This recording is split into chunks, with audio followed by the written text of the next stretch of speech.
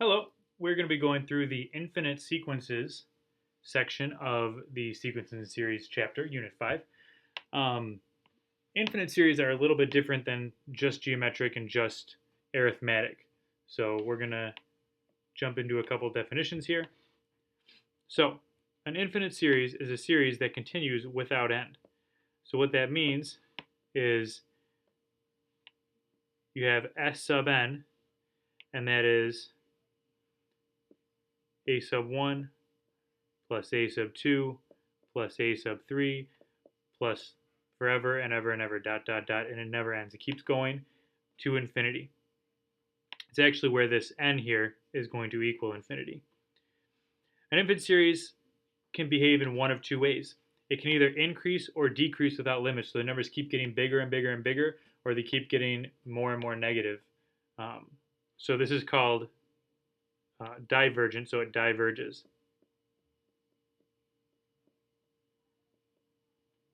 And that's something like an arithmetic sequence does that. So like 1 plus 0 plus negative 1 plus negative 2 plus negative 3 plus negative 4, and so on and so on. Geometric sequences in series do something a little different. They approach a number called a limit, which is actually important. Limit is an important word here. And that's actually called converging, or they converge. Converges.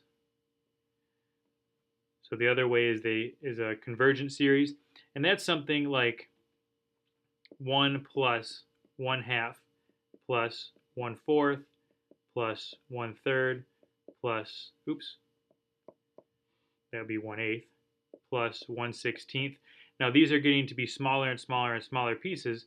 So eventually it'll be almost like you're adding 0 because you're adding such a small, tiny, tiny little extra amount onto it. So an infinite arithmetic series has no limit. It's something that just keeps going on forever. The numbers will keep getting bigger and bigger and bigger, and it will never approach any number. An infinite geometric series has no limit. When your common ratio, when the absolute value of lowercase r is greater than 1, so greater than or equal to 1. So when you're multiplying by a number that's bigger than 1, a geometric series will have no limit. An infinite geometric series has a limit when the absolute value of your common ratio is less than 1. So you're multiplying by something smaller than 1. Your numbers are going to keep getting tinier and tinier and tinier. The sum of an infinite geometric series with r less than 1 is going to be s, and there's no little thing down here. It's just the sum is the first term divided by 1 minus the common ratio, which sounds kind of weird. But as these numbers get further and further out, they're going to be so tiny that it actually looks like it's going to converge on a specific number. So let's do some examples. Find the sum of each infinite geometric series if it exists. So the first thing we need to know, because our formula for sum is a sub 1 over 1 minus the common ratio. So we need to know our first term. Well, our first term in this case is going to be 6. Then we need to find our common ratio. Well, the easiest way to do that is to divide the second term, so 2, by the first term. Oops. Let's go back to that.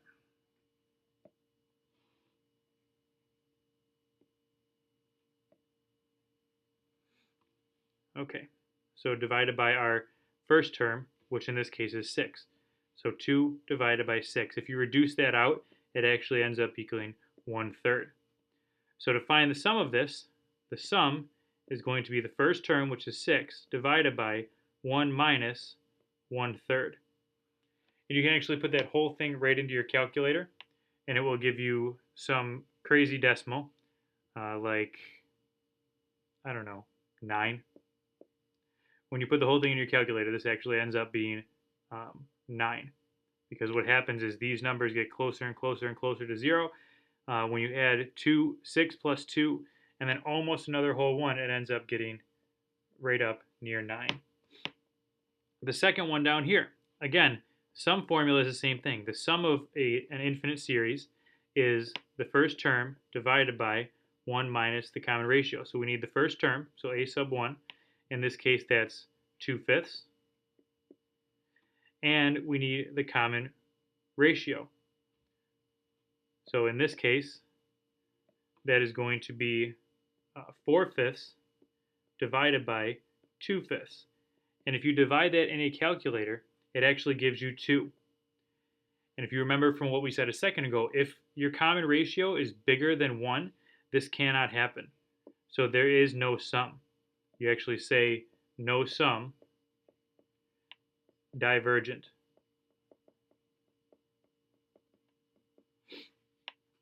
Okay, so that one was pretty easy. Didn't have to do anything.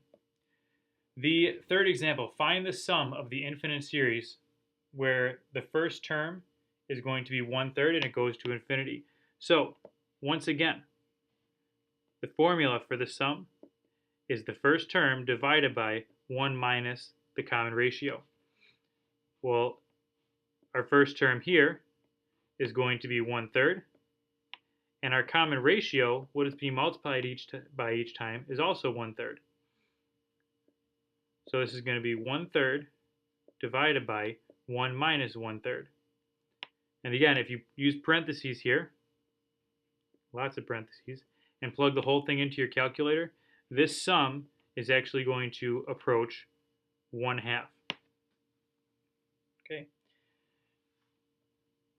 Because what's actually happening when you do this is you start by taking 1/3, right?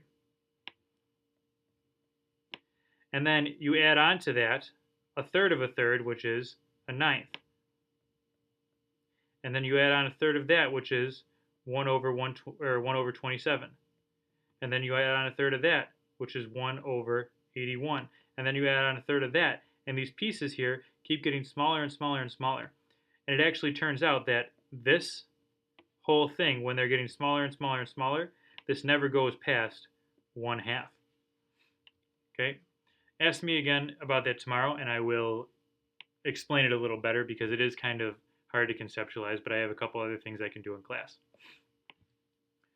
So on to the back. We have a word problem here. So it says, initially, a pendulum swings through an arc of 18 inches.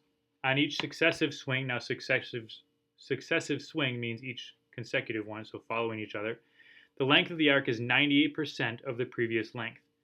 So what is the length of the arc after 10 swings? So they want to know what is a sub 10. So we actually need to use a different formula here. This is going to be the formula a sub n equals the first term times the common ratio to n minus 1. Okay, so this is the specific term of a geometric series. So a sub 10 is going to be, it says the first term is 18 inches times, now our common ratio is 98%.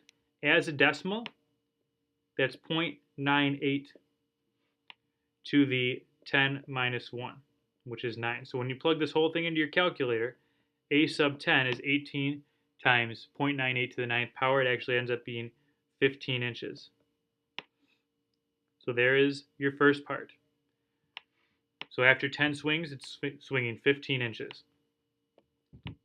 Part B says, after 15 swings, what total distance will the pendulum have swung?